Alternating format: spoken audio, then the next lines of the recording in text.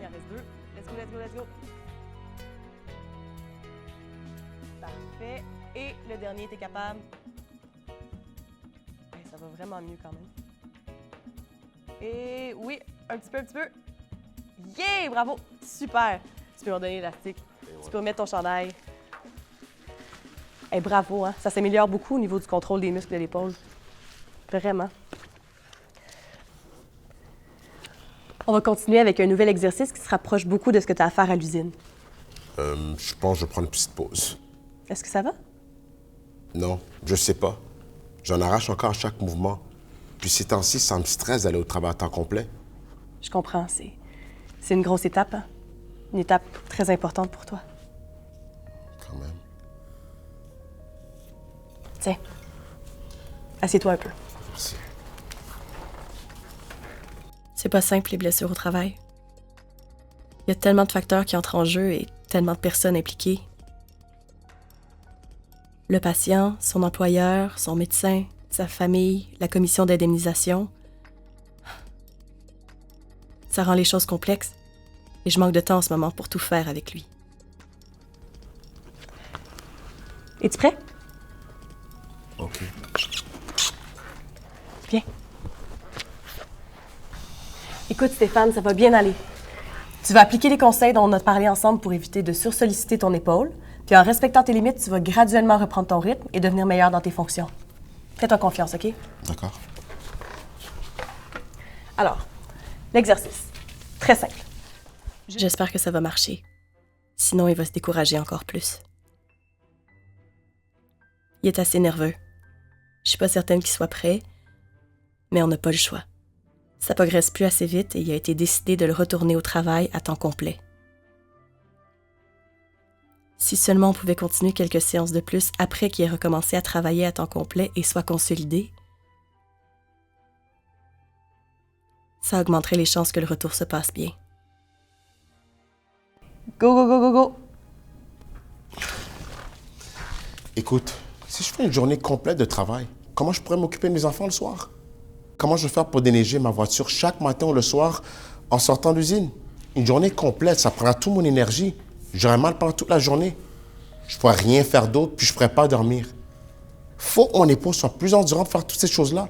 Je suis pas prêt. C'est un bon point. Je comprends. Je vois mal comment il va faire pour s'occuper de ses jeunes enfants après une journée complète de travail. Il n'y a pas des gens qui pourraient t'aider avec les enfants durant les premières semaines? Juste quand tu recommences à travailler à temps complet? Ben là, ma femme a manqué beaucoup de travail depuis que je me suis blessé. Ma mère est malade. Je vois vraiment pas qui je pourrais demander. Je vais voir ce que je peux faire. Voir si on peut pas trouver une solution qui facilite les choses. Laisse-moi y penser, OK? OK. Je m'excuse, Stéphane, la séance est déjà terminée. Il faut que j'aille manger super vite parce que j'ai un autre patient après. OK. Je t'oublie pas, OK? D'accord. On se revoit demain? Si seulement je pouvais convaincre son médecin de lui donner 2 ou 3 semaines de plus en physio et en retour progressif avant ce retour à temps plein. Mais j'ai déjà négocié avec lui pour mettre en place le même type de retour pour d'autres patients. Et je suis pas certaine qu'il va vouloir en discuter encore pour Stéphane.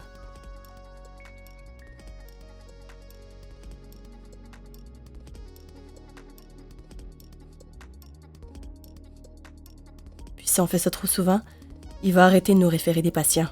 Et mon patron sera pas content.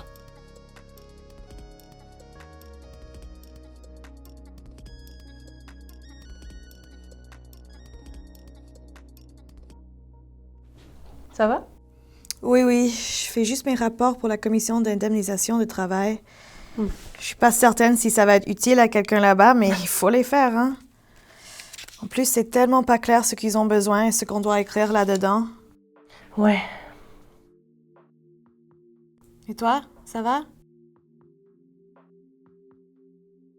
Ben, tu trouves pas ça un peu injuste qu'avec nos patients qui ont eu un accident de travail, les choses soient complètement différentes qu'avec nos autres patients? Qu'on leur donne des traitements de 20 minutes au lieu du double, puis qu'on les fasse venir plus souvent pour des traitements moins longs. J'ai l'impression que ça fait juste les fatiguer plus. Je sais là, que notre clinique nous demande de les faire venir plus souvent parce qu'on ne soit pas le même montant qu'avec les autres patients. Pourtant, c'est le même problème qu'avec mon autre patient qui s'est blessé en jouant au badminton. C'est le même problème d'épaule. Puis lui, je peux le voir de 1 à 2 fois par semaine en séance complète. Oui, c'est vrai, mais c'est comme ça dans plusieurs cliniques, tu sais. Mais tu sais, quand je suis devenue physiothérapeute, là, mon but c'était d'aider les gens blessés à se rétablir. Le lieu où ils sont blessés, que ce soit au bureau ou ailleurs, ça devrait pas faire de différence. Tu sais, au-delà des tarifs de la clinique, là, ça reste des patients. Ils mériteraient d'être traités de façon égale. Ouais, puis en même temps, les travailleurs blessés, s'il y a bien un groupe de patients qui auraient besoin de plus de soutien, d'avoir les meilleurs soins de physio possibles pour faciliter leur rétablissement, ça serait bien eux, parce qu'ils ont des problèmes tellement complexes parfois. Mais tu sais comment c'est? Ça fait un bout de temps que c'est comme ça. On n'a pas vraiment le pouvoir de changer ça. Mais je suis pas certaine, moi. Imagine si tous les physios se mettaient à en parler entre eux avec les décideurs pour trouver des solutions. Oh boy, excuse-moi, il faut que j'essaie de rejoindre un agent de parler de ma patiente. On n'a vraiment pas les mêmes horaires, lui et moi. J'ai juste eu le temps de l'appeler hier après ma dernière patiente, mais il était trop tard. Et n'oubliez pas de remettre vos rapports d'évaluation des patients. On a des délais à respecter pour être payés. Il faut les garder comptants. Là. Robert, Oui. est-ce que je peux te rencontrer plus tard cette semaine? Ah oui, j'ai un peu de temps dans mon horaire jeudi matin. Ça te va? Oui, parfait, je vais être là plus tôt. Merci. OK, parfait. Il y a quelque chose qui te préoccupe? Pourquoi j'ai l'impression qu'il y a deux types de patients dans notre clinique? Je comprends ton point, mais c'est pas nouveau. Tu sais bien que le système nous impose des exigences pour les travailleurs indemnisés. Oui, mais pourquoi c'est comme ça? Ça me semble pas juste un patient, c'est un patient. Oui, mais j'imagine que tu as quelque chose de concret à me proposer.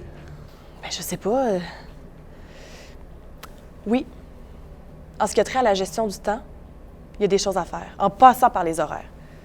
Je pense que ça serait bien qu'il y ait le même nombre de temps alloué pour chaque patient. 30 ou 45 minutes, pas de différence. Faudrait voir. Libérer du temps. C'est sûr qu'il faut s'assurer qu'on entre dans notre argent. Ces patients-là, comme tu le sais bien, c'est pas ceux qui rapportent le plus. Oui, mais pourquoi c'est comme ça? Je me sens pas à l'aise avec ça. Oui. Ben, je ne peux pas te contredire là-dessus. Mais tu sais, les tarifs des agents payeurs, c'est pas moi qui décide ça. Oui, mais on est des professionnels, on a des choix, on a des devoirs à faire. Par rapport à l'horaire des physios, là aussi, il y a des choses à faire. Ça serait bien que par jour, on ait un temps bloqué et payé pour qu'on puisse finir nos tâches administratives. C'est tellement long remplir ces documents-là, surtout quand les patients se sont blessés au travail avec toute la paperasse que ça rajoute. Je comprends ton point, Sonia. Puis, en plus, si on avait ce temps alloué-là, on pourrait enfin contacter les agents de la Commission d'indemnisation du travail pendant les heures ouvrables. On serait plus efficace, puis les patients en bénéficieraient plus. C'est tellement fatigant pour les physios, Robert. Là. On s'en met beaucoup trop sur les épaules.